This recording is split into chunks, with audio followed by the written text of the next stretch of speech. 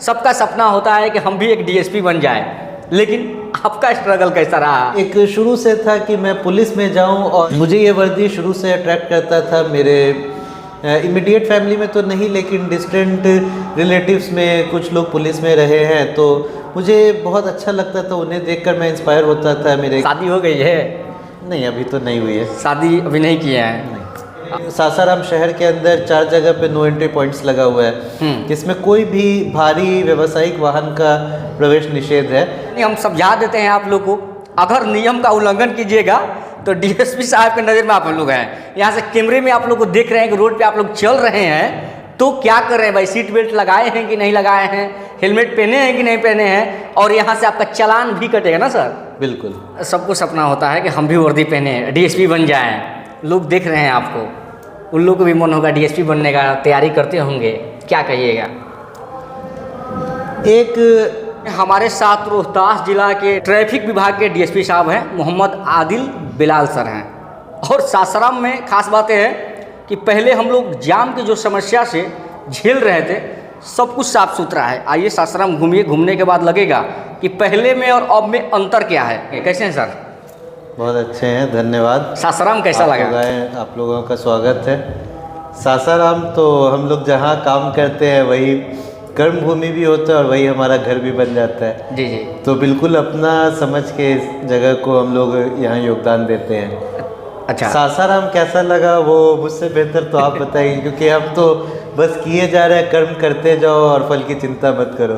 आप पटना से आए हैं, तो आपको कैसा सासाराम लगा? नहीं, यहाँ के लोग भी बहुत अच्छे हैं। उन्हें बहुत ज़्यादा हमें मेहनत नहीं करना पड़ा।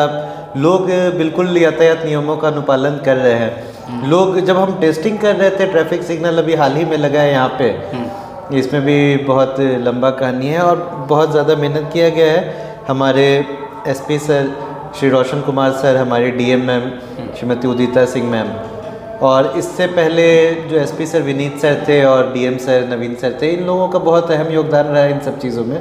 मेरी ज्वाइनिंग यहाँ 31 जनवरी 2024 को हुई है और तब से मैं यहाँ पे ट्रैफिक डीएसपी के पद पे हूँ। और एक इत्तेफाक है, महज एक इत्तेफाक ये रहा कि इसी ज़िला में मैं अपने ट्रेनिंग के बाद प्रोबेशन में डिस्ट्रिक्ट ट्रेनिंग के लिए इसी ज़िला में मैं रहा हूँ। प्रोबेशन में मैं इसी ज़िला में रहा हूँ और इसी ज़िला में मैंने योगदान भी दिया और यहीं था मैं, और यहीं से मेरी पोस्टिंग ट्रैफिक डीएसपी में हो गई। तो ये कहा जा सकता है कि मैं ज़िला को बहुत अच्छे से समझ रहा था कि कहाँ पे क्या इश्यूज़ है, क्या सॉल्यूशंस उसका हो सकता है। तो जब मैं यहाँ पे आया तो डे 1 से मैं एक्शन मोड में कोशिश किया कि एक्शन मोड में रहूँ और जो प्रॉब्लम्स मुझे अभी तक दिखा है उसका एक सॉल्यूशन मैं निकालूँ। ही ज़िला में इस तरह से है, पटना के बाद कुछ ज़िला में है और सासाराम में आज ट्रैफिक सिग्नल भी लगा है। अभी मैं आपको कुछ देर में दिखाऊंगा कि यहाँ कंट्रोल रूम भी जो चल रहा है। अच्छा, यहाँ कंट्रोल रूम भी बनाया गया है? हाँ, यहाँ पे एक integrated command and control centre है, जहाँ से सारे ट्रैफिक सिग्नल्स का मॉनिटरिंग, सारे चौक चौराहा का मॉनिटरिंग होता है। जो बाइक से चल रहे हैं, कौन यातायात नियम का उल्लंघन कर रहे हैं, कौन अनुपालन कर रहे हैं, हमारे कौन से जवान, कौन पदाधिकारी ड्यूटी पर कहाँ पे तैनात हैं या नहीं है, वो सब चीज़ सब यहाँ से आप देख रहे हैं। यहाँ से हम सारे चीज़ मॉनिटर कर रहे होते हैं। हम समझा देते हैं आप लोग को, अगर नियम का उल्लंघन कीजिएगा तो डीएसपी साहब के नज़र में आप लोग हैं। यहाँ से कैमरे में आप लोग को देख रहे हैं कि रोड पे आप लोग चल रहे हैं, तो क्या कर रहे हैं भाई? सीट बेल्ट लगाए हैं कि नहीं लगाए हैं? हेलमेट पहने हैं कि नहीं पहने हैं? और यहाँ से आपका चालान भी कटेगा ना सर? बिल्कुल किया जाएगा। अभी हम लोग यहाँ से टेस्टिंग करवा रहे हैं। तो वही मैं बता रहा था कि आप जो यहाँ सिग्नल देख रहे हैं, कंट्रोल रूम देख रहे हैं, और यातायात व्यवस्था के लिए बहुत सारी चेंजेस हम लोग यहाँ पे किए हैं। जैसे सासाराम शहर के अंदर 4 जगह पे नो एंट्री पॉइंट्स लगा हुआ है, जिसमें कोई भी भारी व्यावसायिक वाहन का प्रवेश निषेध है, जिसमें एक कुम्हाऊ गेट, जो शिवसागर टोल की तरफ से जो भी वाहनें आ रही है तो उसके लिए कुम्हाऊ गेट, इस तरफ एसपी जैन कॉलेज मोड़ है, इधर मोकर नहर पुल और 12 डी पुल।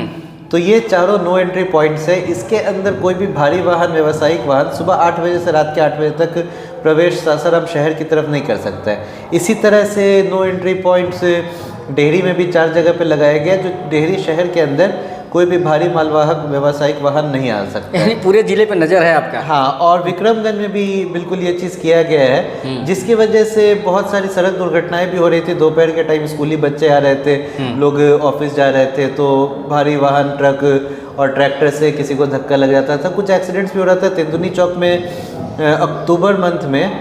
सितंबर मंथ में 4 एक्सीडेंट 4 दिन में हुए हैं और चारों में मृत्यु हुआ। यहाँ पे रोड एक्सीडेंट्स में लोगों को मुआवजा भी दिलवा रहे हैं। जैसे कोई भी अननोन व्हीकल मार के चला जाता है हिट एंड रन केसेस में, 2 लाख का मुआवजा जो पीड़ित के परिजन, जो मृतक हैं उनके जो परिजन हैं, आश्रित परिजन हैं, उन्हें 2 लाख का मुआवजा भी दिलवाया जाता है। और अगर कोई गाड़ी पकड़ा गया है तो उसमें मिनिमम 5 लाख रुपया मुआवजा भी दिलवा रहे हैं। तो ये सब कांडों का अनुसंधान बहुत तेज़ी में हो रहा है। सबका सपना होता है कि हम भी एक डीएसपी बन जाए, लेकिन आपका स्ट्रगल कैसा रहा? हाँ, सही बताए तो मेरे निजी जीवन में मैंने बहुत स्ट्रगल नहीं किया, क्योंकि वो जो स्ट्रगल वाला पार्ट था वो मेरे पिताजी और मेरी माँ और मेरी दादी ने कर दिया। मेरे पिताजी बचपन में ही, उनके पिताजी का देहांत हो गया था, जिसके बाद वो बिल्कुल सेल्फ मेड है। और उन्होंने, मेरे पिताजी प्रोफेसर है इंग्लिश में मिथिला यूनिवर्सिटी में, तो उन्होंने, वो सेल्फ मेड है, अपने पैर पे खड़े हुए। और उस परिस्थिति के बावजूद हम सभी बच्चों को, हम सभी भाई बहनों को पढ़ाए हैं बिल्कुल बराबर से। और सभी अपने मेरिट से कंपटीशन फेस करके, मैंने बीटेक किया जामिया मिलिया से सिविल इंजीनियरिंग में, फिर उसी साल अपीयरिंग में ही गेट क्वालिफाई किया, फिर एमटेक किया स्ट्रक्चरल इंजीनियरिंग में बीआईटी मेसरा से। और उसके बाद इधर मैंने 64th बीपीएससी का पीटी दिया, मेंस दिया और इंटरव्यू दिया, तो एक ही रन में मेरा हो गया। और इंटरव्यू में मेरा 22nd रैंक था। मेरा पहला चॉइस पुलिस सेवा था। मुझे लगता था कि मैं पुलिस में रहकर डायरेक्टली योगदान दे सकता हूँ, समाज के बेहतर कल्याण के लिए मैं ज़्यादा काम कर सकता हूँ। मुझे ये वर्दी शुरू से अट्रैक्ट करता था। मेरे इमीडिएट फैमिली में तो नहीं, लेकिन डिस्टेंट रिलेटिव्स में कुछ लोग पुलिस में रहे हैं, तो मुझे बहुत अच्छा लगता था। उन्हें देखकर मैं इंस्पायर होता था। मेरे एक इम्तियाज़ अंकल हैं, वो अभी एडिशनल एसपी हैं, तो मुझे काफ़ी अच्छा लगता था।